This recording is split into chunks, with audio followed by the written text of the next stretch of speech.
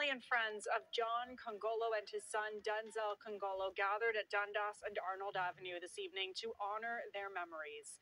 They were shot and killed on Tuesday afternoon near Dundas and Parliament Streets. 23-year-old Benedict Johnson Congolo, the son and brother of the victims, is now facing 2 counts of first-degree murder in connection with the shooting. Very loved by the community. He was a man that always touched everyone. Like you said, he was known as a king. Always brightening everyone's spirits. As soon as he comes, everyone's always happy. He was really the life of the party. A very bubbly guy. Always knew how to make everyone laugh. And just always knew how to be there for everyone. The whole entire community loved him. And this is just a very big loss.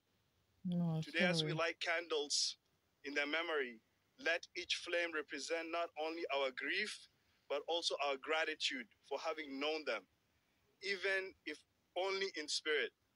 These lights are symbols of the love that we forever emanate from John and Denzel, guiding us through our darkest times.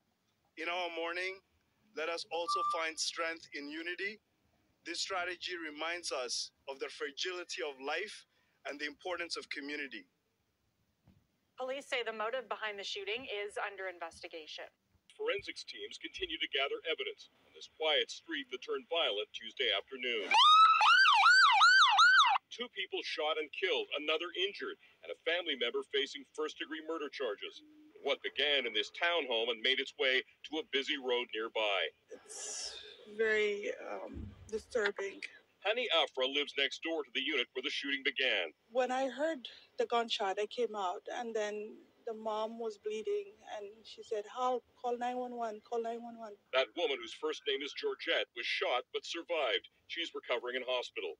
But the father in this family was killed, John Congolo, identified by neighbors as this man. He was remembered fondly by those on the street who knew him. Very good people, very good, nice, and good neighbors. One of the man's sons was also killed. His name was Denzel.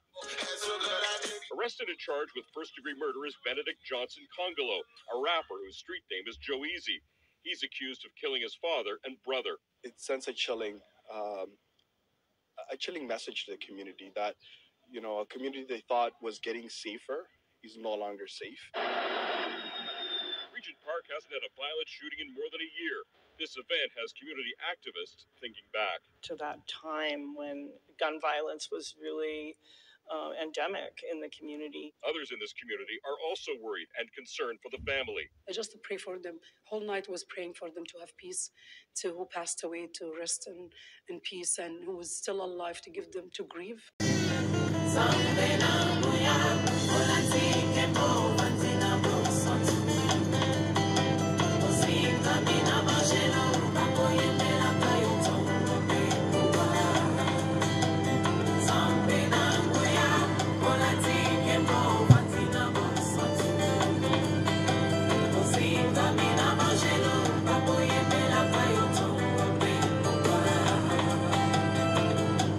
MDG-TV, une chaîne ointe pour la cause de Christ. Mafuta Yasika, Mafuta Yasika, Mafuta Yasika.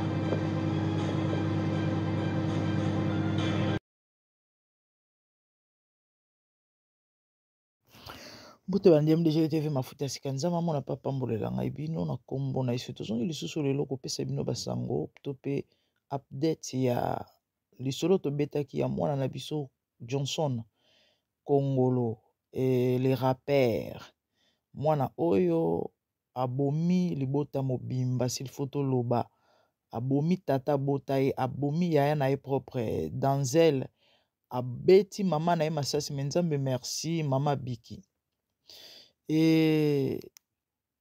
nini toyo koloba awa bandeko bino mongo bomoni reportage balakisi na pona bato bayokaka anglais te ba voisin bazo expliquer que en tout cas ezaki libota mo ya kimia bazali bat malamu bazalaki bien mais c'était étonnant ya koyoka masasi pe komona mwana mwasi bomoni ya liboso alobaki alata ye biloko bilamba ba musulman certainement za musulman alobi tanga yoki masasi ayoki ndenge mama aza koganga bobenga 901 je crois biso a ezalaka 999 mpona kobenga police koalerte police abi mama azoganga azobelela babenga numéro ya police boalerte police donc certainement nde bisika bato babengaki mbila kwa toexplikaki mpona bato oyo balandaki lisolo te na lombangu de quoi il s'agit ezali mwana oyo bozomona ya congolais mwana na biso oyo badiskitaki na grand frère na ye ntango bazodiskite il paraîtrait ezalaki à propos ya musique bomoni certainement na vidéo et le petit rappé azalaki rappeur le petit est en train de chanter donc ayebanaki pe déjà moi bamamoni asala abandaki déjà ko-émerger parce que soki mondele a reconnaître et puis batie babilili baimage je sais que asalaki mwa kombo na ndenge na ye na eloko na bandaki kosala kwa il était rappeur et chantait donc a confirma masolo nde tolobaka na lingala babandaki kodiscute au sujet ya musique nayebi te ezalaki likambo nini bawelaki ye nini mais namoni na bacommentaire bato mosusu balobi bona bawelaki chaîne bachaîne kaka ya babana bachaîne oyo bana balataka ye na ya na ye soki ndenge nini je sais pas trop mais toyoki ezalaki au sujet ya musique et papa ayaki po intervenir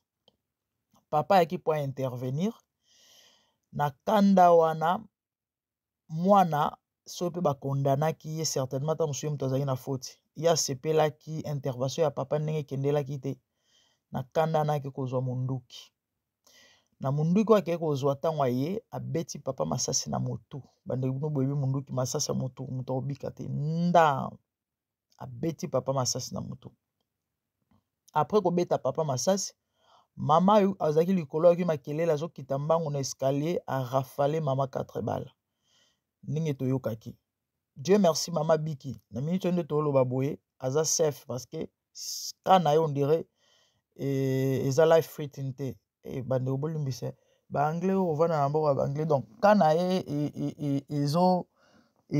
ezo bangisa te quoi ezo bangisa te déjà que akokufa akobika balobi ke abiki aza bien bon aza na bapota ya masasi mais batraite ye et puis bazo continuer kotraite la maman va bien si photo loba dans l'ensemble par rapport à santé ndenge azoki masasi ndenge tobande kobanga ta mosusu ke mama kokufa non mama kufi te Dieu merci après kobeta mama masasi grand frère na ye akimaki libanda donc mwana mobali ya souplesse tanga moni masasi bande obeta maana ale abimi libanda bandeko ya mawana ya pasi ezaki mwana oyo abimaki libanda landi ya na etaka mwana mobali alandi ya mbangu je sais pas distance ezaki à combien de mètres mais abetaki grand frère na masasi grand frère na ye akufi et ça fait vraiment trop mal le solo oyo bandeko tozongi lisusu poane tozongi lisusu pourquoi eloko tozongeli ezali ba révélation oyo tozui to pe toyoki ya mwana oyo le petit au fait aza membre ya ba groupe ya ba gang parce que déjà mwana azala na monduki na ndako le petit aza membre ya ba groupe ya ba gang et il paraîtrait eza na famille moko ya ba Ghanéen ba bomaki mwana mobali mo wa Ghanéen mino bobi ba africain ndenge ezala kaka basangisi mbongo batindi mwana na bango na poto indeko mobali wana akomaki likonzi ya famille pilier ye moto wana kotinda bambongo ye moto wana osala famille ezala bapeti oyo mwana oyo na bato na ye na bamasa na ye nayebi te na circonstance nini babara Ghanéen baboma Ghanéen wana nayebi te na circonstance nini et comment on a libanda je sais pas l'histoire date de quelle année ou encore de combien de temps baboma ki Ghanéen na mokuse. Et qu'est-ce qui s'est passé? Famille à Ghanéen balelaki à haute voix en public et balobaki ba kosala ba rituel basalaki ba rituel na ba rituel wana babane ko exiger to pe ko senga vengeance ya makila ndiko na bango ba venger yango na 4 membres ya famille ya mwana oyo de faut fallait 4 personnes balala pour ba venger liwa ya ndiko na bango lisolo oyo balobi na nga bato baza na Canada bayebi yango parce que il paraîtrait batiaki yango même na journal. Batiaki yango même na journal, même lisolo ya rituel batiaki na journal. Ah oui, parce que Mundela Roma akoma mo alerté na mambo belé. Ils attendaient kato yeba que non Mundela ki pa makamba kindokite. Mundela ki pa makamba kisite. Bon moni tango ba boma garçon oyo comment on est Floyd na États-Unis. George Floyd ouais George Floyd. Oh ba policier ba vandela ka na kangama rapima.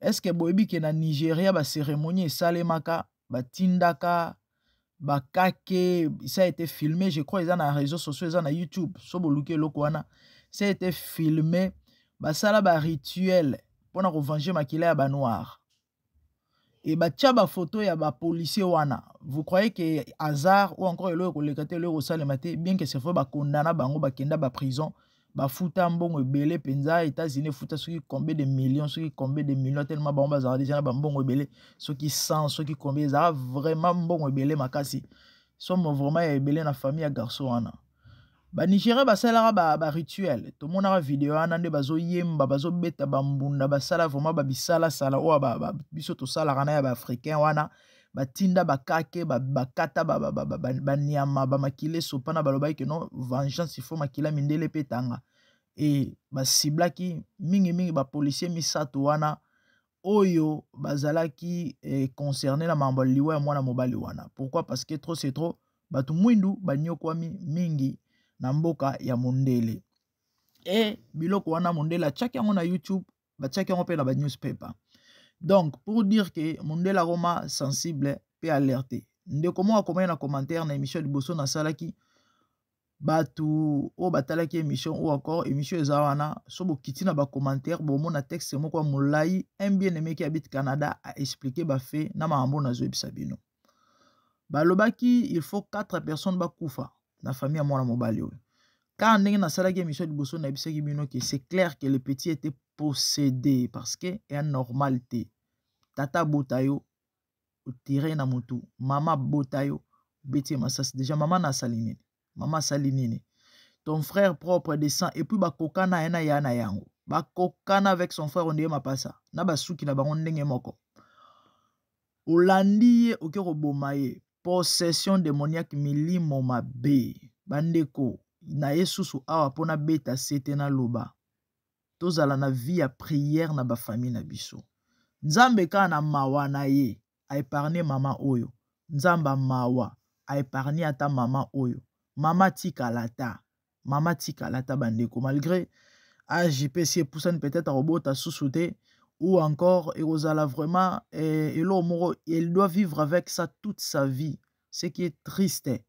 Mais choisa tizama ambwe komi. Ye au moins Nzambe quand même a épargné gloire à Dieu.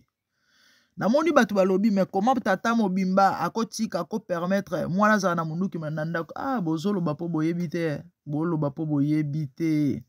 bozolo bapo boyebite boyebi batu ebele baza mbango ako condamné likambo surtout so ekomela ote na vie likambo surtout so ekomela ote na vie moi nga na yebi un petit peu à son âme akufa na mboko na ba circonstances mo bo oso na lobia batnyo so ba royeba tellement ils allaient les solo à famille moyen to se dévoiler ils étaient les petits avaient pas une bonne vie azaika muta mamambo ya baminduki ayena ovanda un jour na ndako ya membre famille ya tante na yemoko et ka babiyomana asala na mbila baya ko fuye ndako tante yebite babimisa munduki te me minduki petia koma koteka minduki na sa mbetu na chambre ya cousin na ye, le cousin akangama a beta plus de 3 ans na boloko innocent vu que zaki chambre na ye balobi no ye pas na kati ya mahambo wana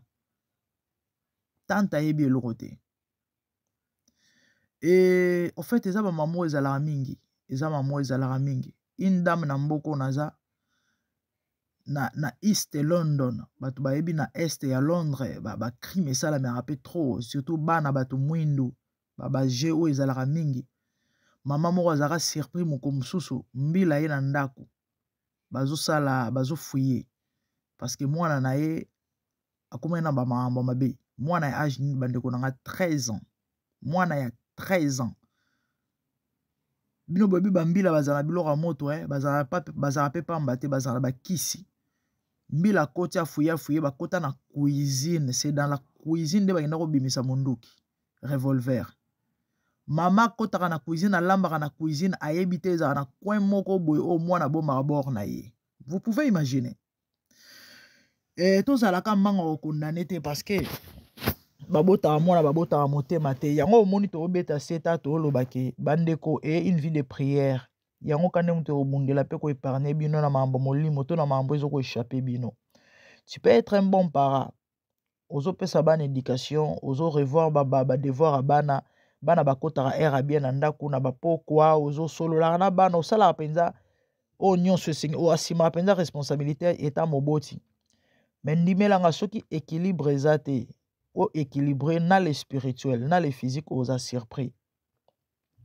Moi j'ai un petit frère à moi Dieu merci kakake moi na kota na ba mamba ba gang kité tout ça ba boyebika adolescence moi loyenga olanda ba master oh so pe diamba eto yebi te petit comment il était mo ne to ko mo kota ba bilai moi na wana papa na bango zala tellement strict que soka pesi punition bandeko bozokela mwana na mawa na baage ba 11 wana 11 ans na 12 ans soka a misbehave soit se comporter mabe na yeba moko mususu ba pinisa bo moni punition to ando sala na Afrique wana na ba tio makolo na mur maboko na se osimbi pav ezali ba bengone floor pavement osimbi na se makolo likolo a mur bandeko mwana toka suba na bilamba na miso na ngai donc papa zaka penza strict ya kosakana te abane vraiment ko veiller na mwana na yebi no boyebi mwana éducation mwana vraiment il faut vraiment ko veiller na ko landela ngo penza la loupe papa zaki penza strict parce que c'est l'unique garçon de la famille l'unique garçon de là comme déjà papa mobimba l'unique garçon de la famille bandeko na baja ba 13 14 15 ans ko musu pecha kotsa bilai pona nini po papa betaki leki na mwasi mbata ono yo papa olinga relaxa nini alongola elamba ono babunda na père abetaka papa na bongo donc elekela père a comprendre te aotala zo bata bandela wapi donc le papa n'en revenait pas ayomi tout na nzambe yango nga na olota to na otala mais c'était un papa strict c'était un papa bana ovena éducation ya mwana eloko wana bino kanti oyo influence wana mais eza négatif omoni molimo eyokaka langage ya molimo mutu ana milimo mabe aza na badémon aza na possession ata bopesi punition ata bobeti nkuba ata bobuki loboko esa elo te mwana wana molimo adiamba kati na ye ata bobeti ye bopesi bapunition bobaki soki pilipili bosali soki nini ça ne changera rien molimo eyokaka langage ya molimo ça là il s'agit des esprits impurs maléfiques sataniques démoniaques donc pona kotelemela ngo il faut ka molimo oaza supérieur oza molimo mosantu oza kombo ya Yesu yango na lobaki bandeko na ozonga awa pona lobela makambo oyo bota mauvais sort ndenge landi na ba innocent bakefuta masumu to pe conséquence ya makambo ba basalaki te bandeko na nga tosambelaka totelema na vie ya losambo tobondelaka tobombaka ya biso libota na makila na Yesu abundela biso ça fait trop mal komona makambo boye trop mal le petit a 23 ans o abomi bato ana 23 ans et ya ndeko na ye na moni na vérifiaki te ya ba parents na vérifiaki te mais azaki déjà il était déjà un messie donc azaki déjà imana très jeune hein vie na ye mobimba kopasa na boloko ta mosu patikala ye pe kobota te toyebi te so azali na mwana to te mais ce qui est vrai parce que balobi ezalaki premier degré et préméditation donc vie na ye mobimba oke prison abima te de babenga ngoni 2 count abomi 2 personnes et puis na tentative à meurtre moko parce que maman kufaki te so maman kufaki ngeza la 3 do seconde ezana ba kontele ye liwa ya mutu moko premier degré soki par exemple falaka zwa 20 ans plus 20 ans ça dépend ya mboka na mboka mosusu ozala 25 à 30 je sais pas trop mais bon na bamboka na baeurope ezalaka mpenza ezalaka ça dépend so aza na chance ta mosusu mpe bakopesa ye 30 ans 15 ans ou encore donc neti anda na 23 ans wana akozala mpe ta mosusu na chance surtout so ase comporte bien na boloko dans des cinquantaines bokomona libanda me na bamboka neti bacanada je sais pas trop états-unis nde wana kutu bosana ata so ezali moto moko akobima te ke bakutu te bakokende koboma ye bakotia ye na kiti électrique babomi ye donc mboka na mboka eza na mibeko nango nayebi te kuna soki bakokatela ye nini nzambe ayoka mawa vraiment na bafamille na biso na bamabota na biso donc nayebi te so nabakisa nini naloba nini le petit était juste victime ya yango bomoni bandeko surtout bandeko na poto awa na Afrique bamakambo ezalaka te nayebi te soki ekoma bon ntango naloba kokoma façon ya bana kose comporter mabe vis-à-vis ya baparent biso bagea bakoboma oyo loba peut-être bagroupe bakuluna nde bakoma kosala bato mabe mais Afrique vraiment en général bamabe mabe ndenge ezalaka na bapoto ya mwana azwi monduki yako ezalaka mpenza na tro te mais que ce soit en Afrique que ce soit en Europe bandeko tosambelaka mpona bana mama ozokanga papa ozokanga surtout wana na bana mike oyebi lobi te ere yango ya kobongisa avenir na bango kozela te ozala surpris kozela te okoma omona baindice kozela te lobi so ntango mwana obanda komanke yo respect nde okoma okota bagene prière tolobi okoma omona mwana azobima azozonga miso rouge mbebo mwindu nde okomi kosambela nzambe non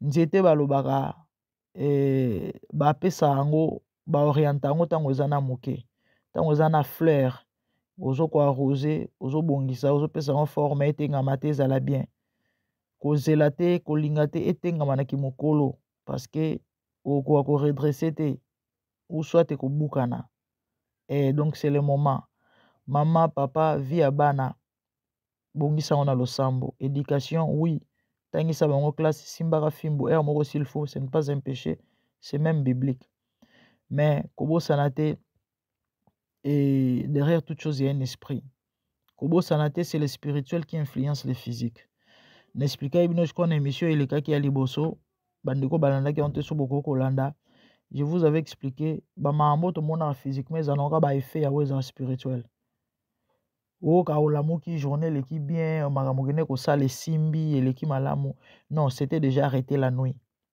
bao mpe bomonaka ke non mokolo wana abimaki oyo batute na mutuko c'était déjà arrêté la nuit ebele bomonaka oyo te babundaki ntango babambi eloko wana koya akufi mosusu okata mosusu déjà une semaine asi akufaka déjà 2 semaines akufaka na ye déjà bato bayebi te wana ezaka nde tolobaka na lingala poso moto ezotambola sikoyo baoluka circonstance oyo akufela oyo bato bakoconfirme eleka akufi do bandeko na basi babomaki bango sikoyo neti ke non fale malere ekutaka na famille wana petit alati bere milimo mabe mpenza elati ale va commettre le crime tellement ezaki ye nde mokolo makambo mokolo problème yango baboti tobondela mpona bana na baklasse bakenda bakutana na bakamarade ya ndenge na ndenge bana ntango babimaka boyebi te nini elekaka basalaka nini yango basortie inutile des fois il faut éviter. Il y a des parents qui permettent à leurs enfants de sortir n'importe quand, de rentrer n'importe quand. C'est trop dangereux. Trop dangereux. Moi, je suis un mineur. Surtout le week-end au samedi. Attaquer ça na ba camarade. Moi, je suis bimata sur les avant-midi à zozongelo butu. Abimelo à 12h, à 13h, à zozongelo à 23h. 22h, 20h, parents, veillons, faisons très attention. Nga moko pe na katiti na oloba boy, surtout biso to botika mibali bandeko, ya facilité. Na bamboko apoto. Eza facilité. Moi na soir bandi ko fréquenter ba groupe. Ha mama na ngai o simba mutumu ko mususu. Donc il faut boya ke loko ba sorti inutile. O dans bimala ba camarade na ngaso moni ke za na importance te bo kende wapi o il faut boya ango. Il faut boya ango. Les amis, je crois que j'ai tout dit. Ça fait trop mal de voir Mambaboué, mais sinon nzamba sunga biso. epesaka leçon na biso totikali. En tout cas, pas si peu mawa. Comme on a un garçon qui s'est donné à la musique, qui émergeait bien dans son talent, un bel homme comme ça, vraiment. À mon abotamina poto pour votre information. À mon abotamina poto. Donc, et que Dieu nous aide. Que Dieu nous aide vraiment. Vie bébé karaboui, abomi ba vie karaboui. Si milimo ba tout karaboui. Abrégé à mettre fin à ba vie à bande commission sous karaboui. Mais bon. Nzambe ka so lokuma esi sopani to lobani ni mambo si komi zo sa vraiment pas si makasi mais hey. Les papas, les mêmes jours fallait voyager au Congo. Ba bomi na ba 13h, na ba 18h c'était prévu à voler au Congo. C'était prévu à voler au Congo. Donc ya moke oyo tozali na wa loba yango wana nzamba pambolela ngai bino. Et tout comme Nasuka, tout le monde prochainement de bonnes choses à vous. Que le Seigneur vous bénisse. Merci. Au revoir.